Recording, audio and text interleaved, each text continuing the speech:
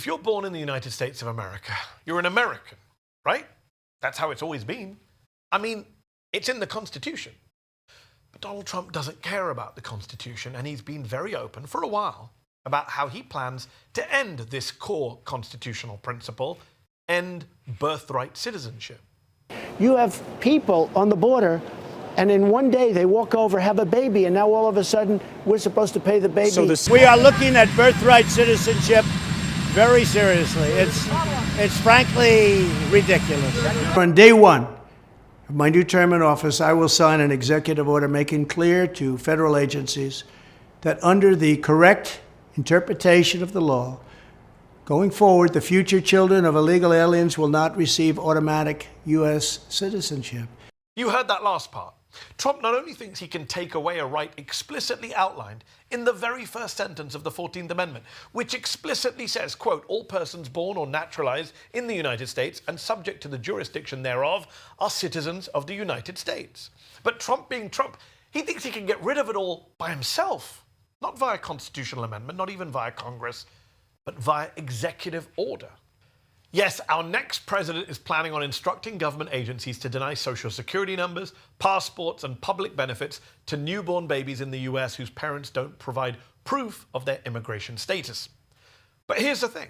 Birthright citizenship isn't just explicitly laid out in the Constitution, it's also been explicitly upheld by the Supreme Court. In fact, the relevant precedent here is over 100 years old.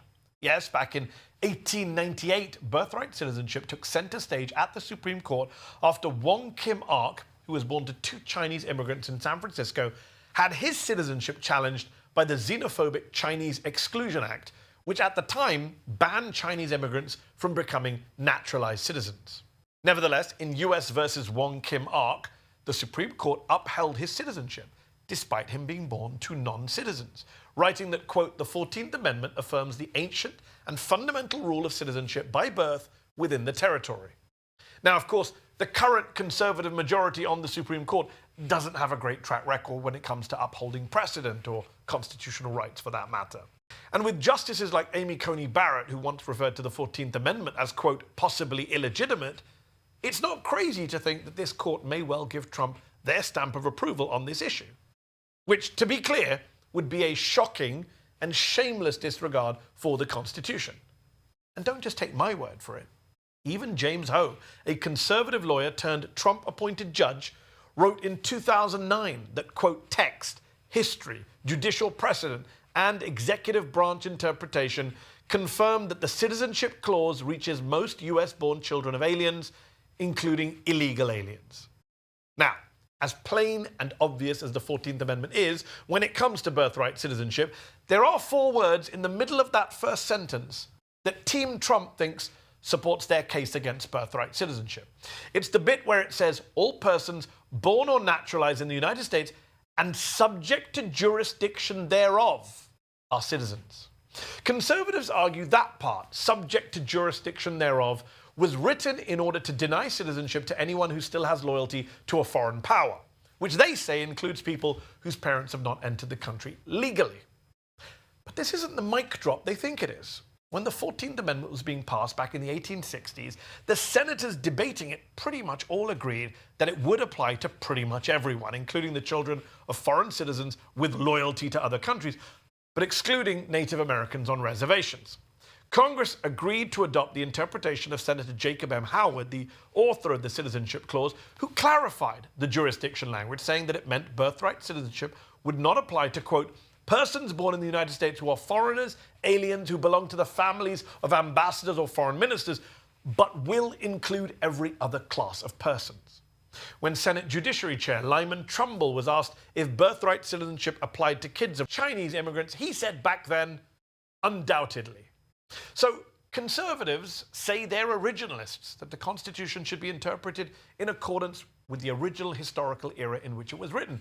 And the senators at that time were clear that birthright citizenship applied to the kids of all foreigners with the exception of foreign diplomats. Oh, and remember US versus Wong Kim Ark? That case also addressed this jurisdiction language head on, with Supreme Court Justice Horace Gray writing for the majority that the amendment's language, quote, was not intended to impose any new restrictions upon citizenship. Gray then confirmed that the language was only intended to exclude children born to Native Americans living on reservations, children of foreign diplomats, and, based on English common law, quote, children born of alien enemies in hostile occupation. So, okay, that jurisdiction language was also intended to exclude children of literal military invaders, which partly explains why Trump and the GOP have been so desperately and so falsely and so ridiculously trying to brand migrants at the southern border as invaders. Conservatives also like to point to the fact that in the Wong Kim Ark case, Ark's parents were immigrants living here legally, whereas Trump's executive order would only go after children whose parents are undocumented. But once again, judicial precedent is not on Trump's side. Take a look at Plyler versus Doe, 1982. The Supreme Court struck down a public school in Texas's attempt to deny admission to undocumented children, saying, and I quote, no plausible distinction with respect to 14th Amendment jurisdiction can be drawn between resident aliens whose entry into the United States was lawful and resident aliens whose entry was unlawful. In other words, even if you are undocumented, you are still within the jurisdiction of the US, and therefore birthright citizenship as laid out in the 14th Amendment still applies to your kids. And yet Donald Trump thinks that's a, quote, ridiculous idea. Now, how ridiculous. We're the only country in the world where a person comes in, has a baby, and the baby is essentially a citizen of the United States for 85 years with all of those benefits. For starters, that's not true. Over 30 countries, including Canada right next door to us, also have birthright citizenship. But even if we were the only country in the world that offered it, so what? Isn't American exceptionalism what this country is all about?